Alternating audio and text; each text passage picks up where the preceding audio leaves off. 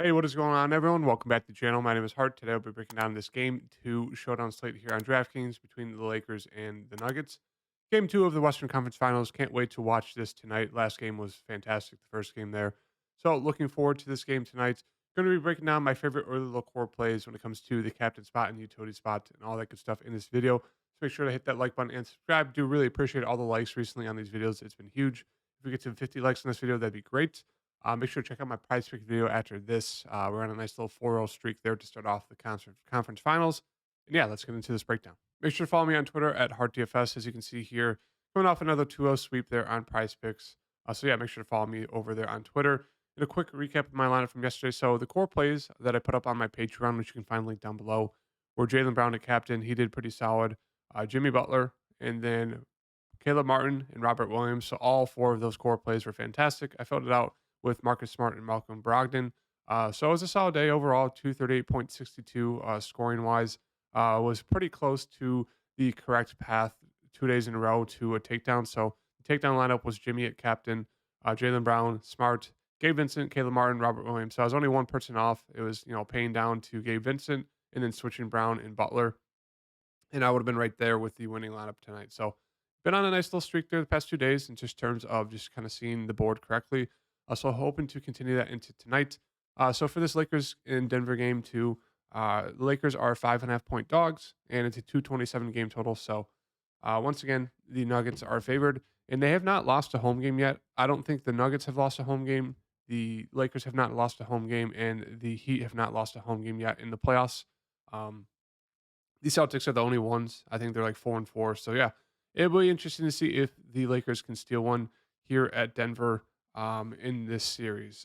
So who knows? Well, who knows if Adam Silver made the call for the Lakers and the Celtics to win Game Two to make it a series? But yeah, starting off here with the Lakers side, same rotation they threw out there was Anthony Davis for the starting five was Anthony Davis, LeBron James, Austin Reeves, D'Angelo Russell, and they did start Dennis Schroeder, which was a little bit surprising. They went small, and it didn't really work out as you kind of saw. Like it was a 15-point lead pretty much the whole first half. It almost got out of hand. The Lakers were able to keep it close in that second half, in part due to they did play Rui. So I talked about this how I did expect a big role for Rui coming off the bench there because the Nuggets are a tall team and the Lakers are not. So they need some tall guys off the bench to come in and help guard those tall guys on the Nuggets. And Rui is kind of the main guy, the key guy.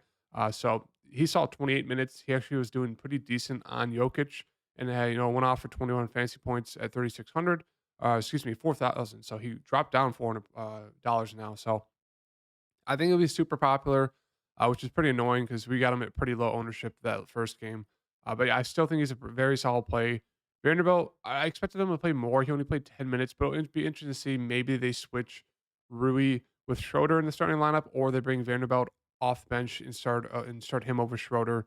Maybe he gets closer to 15 minutes. But yeah, I don't know if I'd go to Vanderbilt. He's more of just a dart throw play. But back up to the top, Anthony Davis had a very quiet 40 points. Obviously, when Jokic is going for like a triple double in the first quarter, it's kind of hard to focus on Anthony Davis going for 40. But yeah, he went for 40. He was kind of able to score at will there, shot it pretty well, 14 of 23. So yeah, once again, I think he's a very, very solid spin up option in the captain spot just because we know the upside is massive because of the amount of blocks and steals that he gets defensively. Those are just a ton of extra points there compared to a guy like LeBron, who sure, he can have some solid games there getting blocks and steals, but Anthony Davis, his ceiling's way, way, way, way higher. And LeBron actually shot pretty well, 9 to 16, 26, 12, and 9. So he actually had a very, very solid game there, almost a triple double. So he's put two very, very solid games back to back in a row. I'm just a little scared that, we really haven't seen this from him in the playoffs so far, especially now that he's playing in Denver, high altitude, just a day's rest. He played 43 minutes and then 40. So it's just like, I know he had 4 days of rest between the game 7 and then game 6 here. But yeah, it's just one of those things. Excuse me, it's game 6 versus Golden State. But yeah, it's just one of those things where I don't know. I could see him having a kind of a little bit of a letdown game tonight. He's just kind of been saving his energy unless he's was saving it for this in this series now. Then it makes sense. But yeah, I think I still prefer Anthony Davis in the captain spot to LeBron. But I still think they both make solid utility spot plays. You're going to want at least one of them, unless both of them absolutely crap the bed today for some reason. Then obviously they won't be an optimal captain, and they probably wouldn't be an optimal utility play. But I think they both look great. Austin Reeves over D'Lo, I think it makes sense. As you can see, the past 3 games in a row, he's been playing very, very well. Minutes are now up to about 40, 42 the past 2 games. He's shooting it well, 50%, hitting a lot of threes, get some rebounds, get some assists. So, yeah, I think Austin Reeves looks very, very solid in the mid range. Um, Maybe he's hitting his ceiling a little bit here, 34, 39, 40. But that's kind of what you can get from him. So in the mid range, I think is a solid play.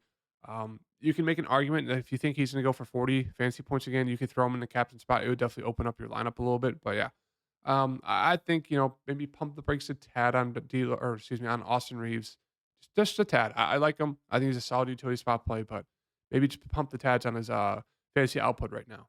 D'Lo, I like him as a buy low candidate. Like we know he has upside into 35, 40 plus, depending on how he's shooting the ball. It's just can he hit his shots? Last game he could not hit his shots. Went 4 of 11. They were attacking him on the offense or defensive end, and so he only played 26 minutes. They ended up going to Rui over him in that second half. But if he gets off to a hot start here, we know he can play. It was interesting to see him play 41 minutes in that Golden State series in that last game, just because before that, even when he was staying out of foul trouble and playing well, he pretty much just played around 30 to 33 minutes. So I think we expect 30 to 33 minutes if he's actually playing decent. So I do like him, especially if his ownership's going to be low today. Moving on to Schroeder here. I don't know what to do with Schroeder. He did start. He played 32 minutes. It was decently productive there. So I guess if he starts again, I do like him. If he comes off the bench at 4,800, I'm not sure if I love him too much at that opportunity in that price point. Lonnie Walker played 20 minutes. I think he's an okay value play. Should see anywhere from 15 to 20 minutes again. I believe. Yeah, it just comes down to can he hit his shots.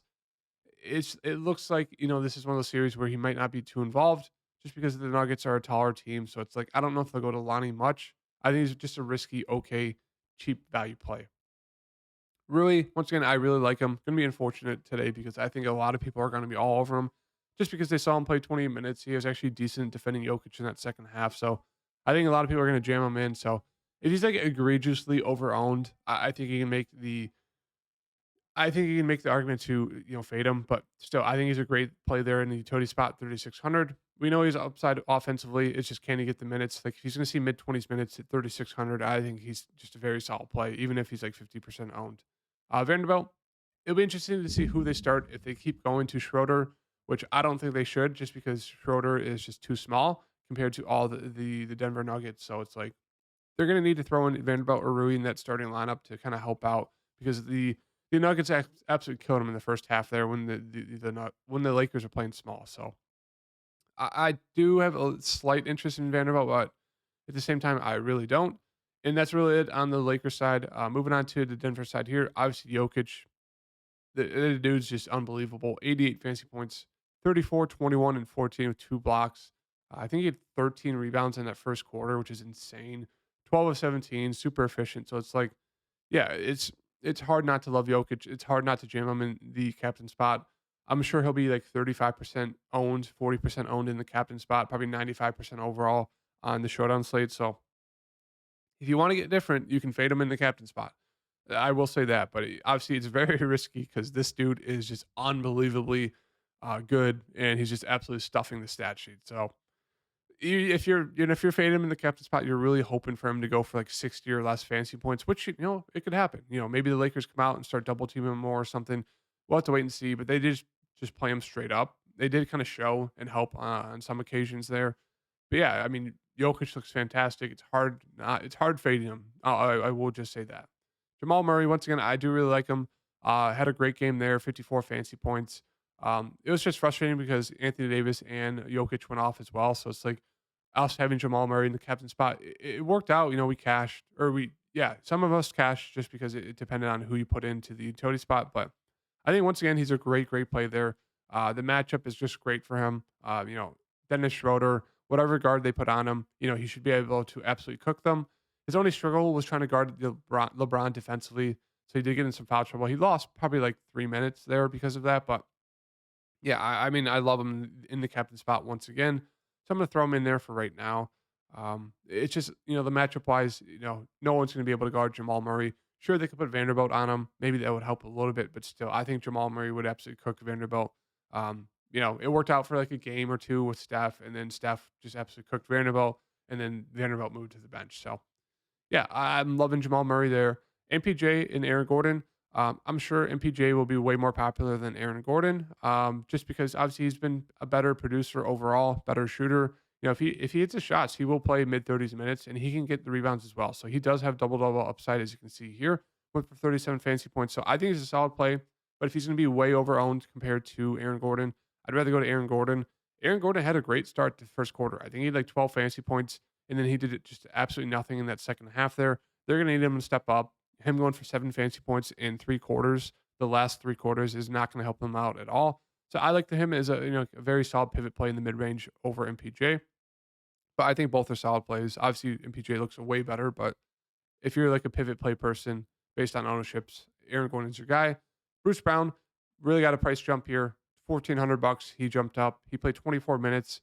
I went for 16 points, 4 rebounds, 2 assists, 24 and a half fantasy points. I mean, that's kind of what you can expect from Bruce Brown. About mid 20s minutes. He's usually pretty productive when he's out there. So I think once again, he's a decent play. But if he's going to be super popular, once again, I'd rather just pay up a few $200 more for Aaron Gordon, or maybe pay down for someone else on the Lakers side. KCP, he's been playing very, very solid recently. As you can see, 26, 38, and 35. Once again, kind of like an Austin Reeves situation.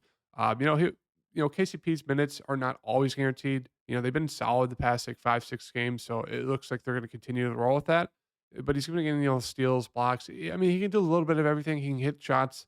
It just comes down to, can he hit the shots? Because if he's not hitting the shots and he goes like 1 of 6, he will kind of get limited. But he could still probably get you there, depending on how well he's doing in the peripheral stats. So I think he's an okay mid-range play. I don't love him.